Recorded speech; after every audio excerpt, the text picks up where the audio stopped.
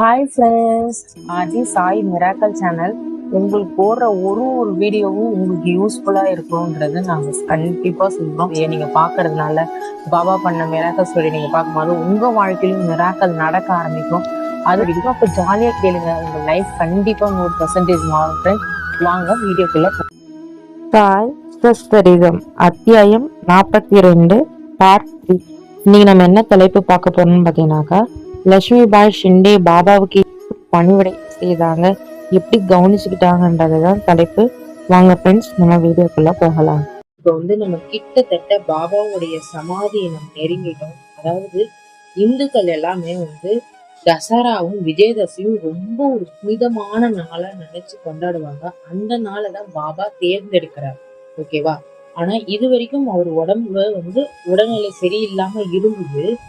ஆனா இப்ப பாத்தீங்க அப்படின்னாக்கா அவர் நல்லா இருக்கிறாரு, ஆரோக்கியமா இருக்கிறாரு. எல்லாரும் என்ன நினைக்கிறாங்க, பாபா தேறிட்டாரு, பாபா ஆரோக்கியமா இருக்கிறாங்க. அங்க சுத்தி இருக்கிற எல்லா சீடர்களுமே நினைக்கிறாங்க. அது மட்டும் இல்லாம பாபா எப்பவுமே துவாரகா மையத்துல பாத்தீங்கன்னாக்கா உள்ளுணர்வோட எப்பவுமே இருந்தாரு. அதே மாதிரிதான் நாமளும் இருக்கணும்ன்றதுக்காக இந்த புக்ல மென்ஷன் பண்ணுவாங்க, நம்ம எப்பவுமே உள்ளுணர்வோட இருக்கணும் அப்படின்னு சொல்லி.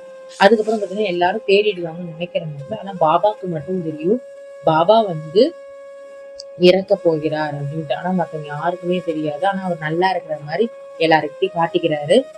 யாரோட உதவி இல்லாம அவர் அவரே செயல்படுத்துறதை எல்லார்கிட்டையும் காட்டுறாரு. அப்போ உடனே என்ன ஆகுது அப்படின்னு பாத்தீங்கன்னா, பாபா என்ன செய்யறாரு அப்படின்னாக்கா, படுத்துட்டு அப்ப நினைக்கிறாரு, இந்த மாதிரி லக்ஷ்மி ஷிண்டா பாய்க்கு நம்ம இவ்வளவு நம்மளுக்கு உதவி செஞ்சாலே அவளுக்காக நாம போகும்போது அவளுக்கு ஒரு தானம், அவளுக்கு ஒரு சின்னதா ஏதாவது பண்ணும், தர்மம் செய்யணும், அவன் நம்மளுக்காக எவ்வளவு செஞ்சா அப்படின்னு சொல்லிட்டு அவர் பண்றாரு. சோ என்னன்னா பண்ணாங்க லட்சுமி பாய், பாபா அதுக்கு என்ன என்ன இது பண்ணாரு, தர்மம் பண்ணாரு அப்படின்றத நம்ம பார்க்க போறோம். வாங்க. அதாவது லட்சுமி பாய் ஷிண்டே பாபாவுக்கு எப்படி எல்லாம் பணிவை செஞ்சாங்க அப்படின்னு பாத்தீங்கன்னாக்கா, இந்த மசூதிக்கு இந்த மூணு பேர் தான் போவாங்க. அது யார் யார் பாத்தீங்கன்னாக்கா, மகா சமால்பதி, அப்புறம் லட்சுமி ஷிண்டாபாய், அடுத்தது பாத்தியா, 3 பேர் மட்டும்தான் நைட்ல போவாங்க மசூதிக்கு.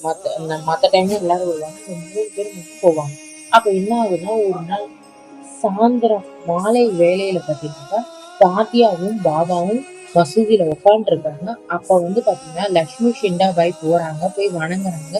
அப்ப பாபா சொல்றாங்க, லட்சுமி பாய் எனக்கு ரொம்ப பசிக்குது, எனக்கு சாப்பிடணும் ஆசையா இருக்குது அப்படின்னு கேட்கும் போது உடனே என்ன பண்றாங்க அப்படின்னா, இருக்க பாபா உடனே நான் போறேன்னு சொல்லிட்டு உங்களுக்கு சப்பாத்தி ரொட்டியும் காய்கறிகளும் செஞ்சு எடுத்துட்டு வரேன்னு சொல்லிட்டு கிளம்பி போறாங்க.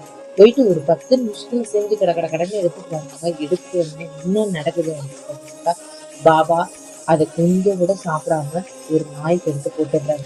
அப்ப லட்சுமி ஷிண்டாபாய்க்கு என்ன வருத்தம் வந்தது, நாடா இது பாபா, ஏன் பாபா இப்படி பண்றீங்க, கொஞ்சமாவது சாப்பிட்டுட்டு போட்டுருக்கலாம்ல அப்படின்னு சொல்லும் போது, பாபா இது என்ன ஒரு பெரிய விஷயம் நடந்துருக்கு, நீ இதுக்கு இவ்வளவு வருத்தப்படுற அப்படின்னு சொல்லும்போது, எந்த உயிர்கள் பசியா இருந்தாலுமே அது சாப்பிட்டா நான் சாப்பிட்ட மாதிரிதான் அப்படின்னு பாபா லட்சுமி ஷிண்டாபாய் சொல்றாங்க.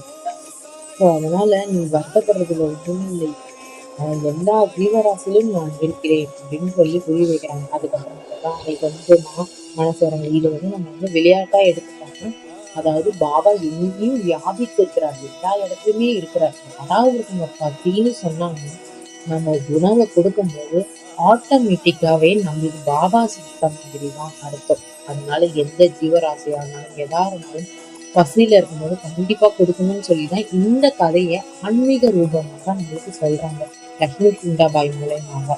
அது மட்டும் இல்லாம லட்சுமி பாய் டெய்லி பாபாவுக்கு பாலும் ரொட்டியும் கொடுப்பாங்க, பாலும் ரொட்டி அனுப்பிடுவாங்க.